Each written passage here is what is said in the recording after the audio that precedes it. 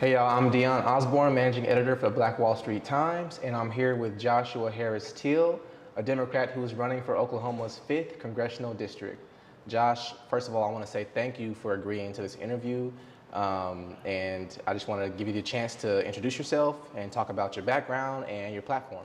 Definitely. Well, first and foremost, thank you for inviting me out. It's always an honor and a privilege to share this space with you. Like you said, Joshua Harris Teal. I am running for Congressional District 5. Politics is my background. I got my degree in poli-sci around 10 years ago, and I've been doing politics ever since. Worked in Dan Boren's office, worked on a number of tribal campaigns, worked on some state campaigns, national campaigns, and traveled the country really doing a lot of organizing and advocacy work.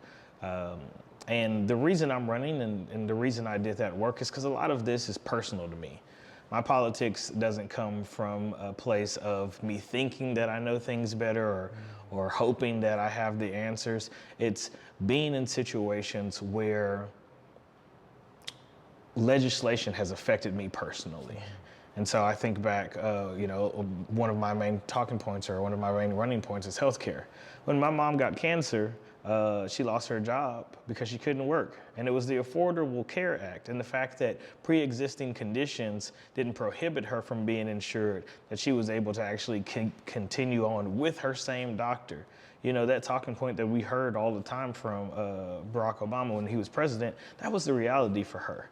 And so that means something to me. When we talk about gun violence and the fact that we keep making these laws more and more lax, a man who shouldn't have had a gun because he had prior domestic violence charges, prior mental issues that he was dealing with, was able to procure a gun. And unfortunately, I lost my sister to that. My two little brothers were 13 and 10 when they felt a bullet enter their body. And my 3-year-old nephew witnessed it all. So I don't come to talk about gun reform from a place of, guns are bad. I'm a gun owner. But the reality is I'm responsible with my guns. The people who out there who have guns should also be responsible. When I talk about jobs, when I graduated from college, I applied for 87 jobs in the first 3 months and didn't get a call back. Not one. And the unfortunate reality was, like, if I wanted to leave the state, then I probably could have found work a lot easier. Or if I wanted to do some menial task, then I would have been able to find a job. But we're sending young people to college, putting ridiculous amounts of debt on them, and then they're not able to get a well-paying job when they graduate. And that issue isn't just for college graduates, it's for everybody. People are living paycheck to paycheck, and that's a problem. We want people to be able to buy homes, to start businesses, to be able to travel. Honestly, if we had more folks traveling, I think we'd fix a lot of the hate issues that we have within our community. But the unfortunate reality is a lot of people don't travel because they can't afford to. So there's a lot of things that we can do right, but we need more than anything is a representative in that seat who doesn't go to DC and start playing the DC game, start attending the DC fundraisers and forget where they came from or what they're supposed to be doing. I want somebody who'll come back home, talk to people, foster those relationships, and take those points back to DC and say, hey, this is what my district wants. Mm-hmm. And then talk about those people's names, their stories, their experiences, not just during speeches so that it's popular and they get a lot of views on their videos, but because it's what they actually care about. That's why I wanted to run. I see. And I'm just gonna get right to it. You know, when it comes to being not only a Democrat, but a Black Democrat, there's this kind of unspoken question of electability, mm-hmm. right? We saw it with Stacey Abrams. We've seen it around the country, and we've definitely seen it here in Oklahoma. So how would you convince, I mean, obviously you don't buy into it because you're running. How would you convince your fellow Oklahomans that you are electable? You know, when I ran the first time, I heard a lot about how I couldn't be successful, how I was never going to make inroads, and how I was going to struggle in the rural community. In 2016, I was the top Democratic vote getter in the state. And it wasn't because I was just some anomaly. It was because I traveled the district and had conversations with people. And when you treat people like people, and we get past all of the talking points, and we get past all of the polling, and we get past all of, the mailers, you have real conversations with people, and they relate to you.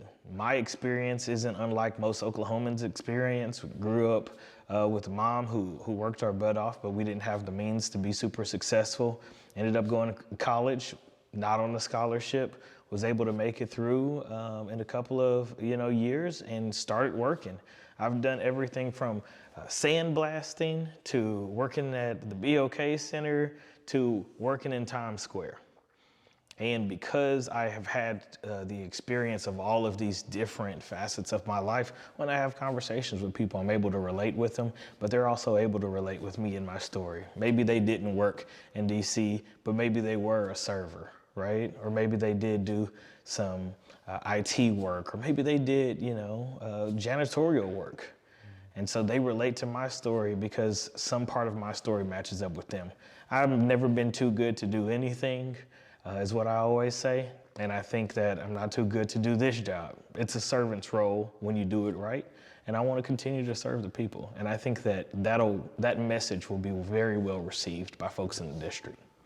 Okay. And so is there any, you've kind of hinted at some of the issues that are really important to you based on your personal experience. Is there any, maybe one issue that you feel really sums up your campaign or not? I wouldn't say one sums it up in terms of a specific issue. Representation, I think, sums up my campaign in its entirety. I say all the time, it's less about DC, more about Oklahoma. Less about DC, more about the district. I want to spend time in the district. I want to spend time bringing resources to the district. I want people who come into the district office seeking help to be able to get that help in a timely manner. I want to make sure that we have maybe one of the heaviest caseloads that we've ever had, and whatever team I put together is going to know that that's my intention, but we're going to make sure that those cases get resolved as quickly and as efficiently as possible, because that's supposed to be the job of it, right? It's not just the person who sits in DC voting on bills and sometimes presenting legislation. All of the things that happen, all of that casework that happens in their office, in their district, that should be one of the highest priorities, and we haven't seen somebody prioritize that before in a very long time. And when I worked for Dan, that was one of his priorities. That's what I want to bring back. That's why I ran for that seat the first time. That's why I'm running for it this time. I think that within the state, we can do 10 times more than we can do in DC. Wow, okay. So, one thing I want to talk about before I get to your potential Republican opponent, Black Lives Matter. Even if you weren't someone who has supported the movement, it's likely that Republicans would associate you with the movement anyway. Do you feel how do you feel that maybe people might attack you based on your association with Black Lives Matter? I mean, they're going to attack us the same way they always have, right? Like, not Black Lives Matter, all lives matter. Yeah, that's true, but I'm Black. So when I'm talking about my life mattering, it means something to me. And my family's history is deeply rooted in the civil rights movement. My cousin being Emmett Till, Mamie Till being really one of the catalyst points of the movement when she decides to open up that casket and show the world how ugly the sin of racism is. I can't run from that, and I have no intention on it. Right? Yes, I've been at the protests. Yes, I'll continue to be on the protests after I'm elected, because those people in those moments are crying out for help. And if their representation isn't willing to listen to them, then what are we doing to better the situation? I remember bringing Mayor Holt down to the protests. He was like, "Do you even think it'd be a good idea if I came?" And we all emphatically said yes. And when we brought him down there, he stood there and he listened to the stories, and it was one of the most impactful events. The 2 nights before, there had been issues in the community. That night, he lifted the curfew himself. He stayed out there and had conversations for over 2 hours with protesters. Everybody went home peacefully that night. Because when you get past the BS of the talking points and the BS of, oh, this is woke culture, or this is racism, or this is liberal or conservative, you have real people with real issues who want to be heard. That's who I am as a person. That's who I've always been. That's who I'll always continue to be. They'll use it to attack me like they used it to attack Mayor Holt. I had words for Carol Hefner for using that video, and which a video I'm featured in as an attack against him. And I was like, you don't deserve leadership if you can't understand why he was there, and you don't understand the importance of representation if you don't understand why I was there. And like I said, I'll continue to be there in the future. There's some issues that I have with Black Lives Matter as a whole. I don't agree with them 100%, but it's because it's not the organization is not just Black Lives Matter, right? It's a bunch of different ideas, and it's becoming very political, and they have platform pieces, and some of those things I agree with and some of them I don't. But the reality of the sentence and the words, Black Lives Matter, like that is always going to be a constant for me. All right. So I've had the chance to kind of look at a little bit of Rep. Stephanie Bice's views, particularly on the economy. And one question I had for you was, in October, she gave a statement to Congress where she had talked about, when it came to income inequality, her ideas of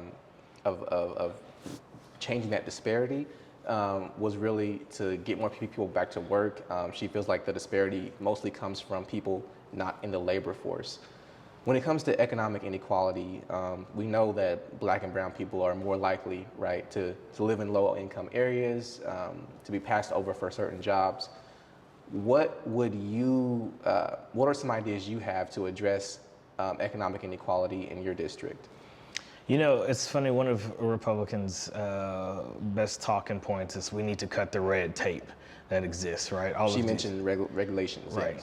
Yes. So I say the same thing. Let's cut the red tape around these social service programs, right? Instead of trying to tell people, well, you only get $300 for food stamps for the month, and you can get this bill paid, and you can get maybe a little rental assistance. Give those direct payments to folks and say, hey, you have bills, and you've contributed this much to the economy, and this is how much we can give back to you so that you can get back on your feet, and allow people to be able to make a decision of, do I spend $400 in groceries, or do I spend $300 in groceries and get my kid a pair of cleats because they really want to go out for the football team?